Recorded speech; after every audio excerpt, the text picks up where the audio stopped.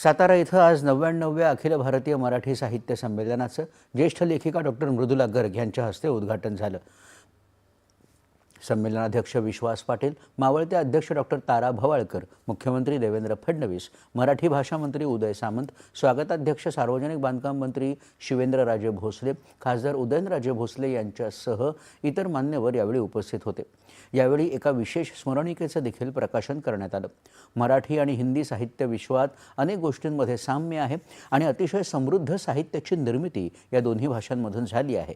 मात्र नाट्यसंहितांच्या बाबतीत मराठी भाषेतल्या साहित्य संपदेत अधिक विविधता आणि समृद्धी पाहायला मिळते, असं या संमेलनाच्या उद्घाटक मृदुला गर्ग यांनी सांगितलं। यावेळी त्यांनी मराठी साहित्यामध्ये दलित साहित्यिकांनी दिलेल्या योगदानाचं महत्त्व देखील अधोरेखित केलं। मावळत्या संमेलनाध्यक्ष तारा भवाळकर आपले विचार व्यक्त करत आहेत। पाहूया थेट प्रसारण।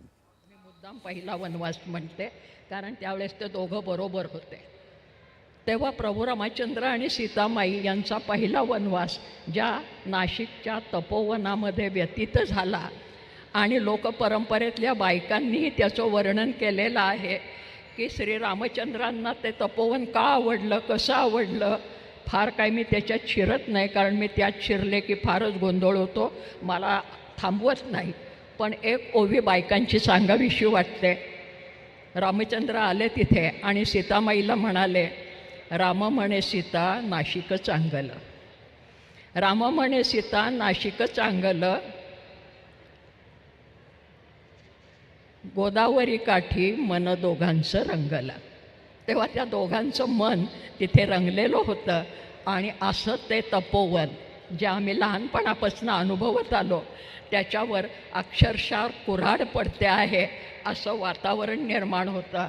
त्या निमित्ताने त्या भागातली सगळी प्रसिद्धी माध्यमं माझ्याकडे आली, प्रतिक्रिया घेतल्या, चळवळी तिथे चालूही आहेत, विरोध होतो आहे सामान्य नागरिकांच्यापासून अभिजनांच्यापर्यंत सगळ्यांचा।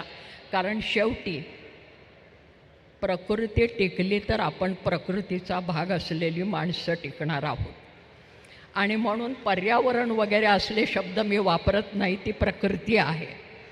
प्रकृतीमध्ये आपण जी पंचतत्व मानतो, पृथ्वी, आप, तेज, वायू, आकाश, ही सगळी झाडांच्या आणि पाण्याच्या आणि मातीच्या आश्रयाने जगतात आणि म्हणून आपण जगतो, कारण आपण प्रकृतीचा एक अंश असतो म्हणून। तेव्हा आपल्यालाच जगायचं असलं स्वार्थ म्हणून सुद्धा, तर आपल्याला वनांचं जतन हे प्राणपणाने केलं पाहिजे, नाही तर आपल्या पुढच्या पिढ्यांचे प्राण टिकणं अवघड होईल, असं मला आवर्जून सांगावंसं वाटतं। आणखीन एक महत्त्वाची गोष्ट घडली या वर्षभरात की निरनिराळ्या संस्थांनी पुरस्कार देण्याची योजना आखली। मी कुठलाही पुरस्कार घ्यायला कुठेही जाऊ शकले नाही। शिवाजी विद्यापीठाने माजी कुलगुरू धनागरे यांच्या नावाने एक पुरस्कार, विखे पाटील यांचा पुरस्कार नुकताच मिळाला, लोकहितवाद मंडळाने दिला, महाराष्ट्र फाउंडेशनचा पुरस्कार नुकताच मिळालेला होता। सगळ्यात महत्त्वाची गोष्ट म्हणजे नाशिकला सांगलीला येऊन मला भाई वैद्य पुरस्कार देण्यात आला, नंतर रामकृष्ण मोरे पुरस्कार देण्यात आला, असे अनेक पुरस्कार। भवाळकर यांचं भाषण आपण ऐकत होतो।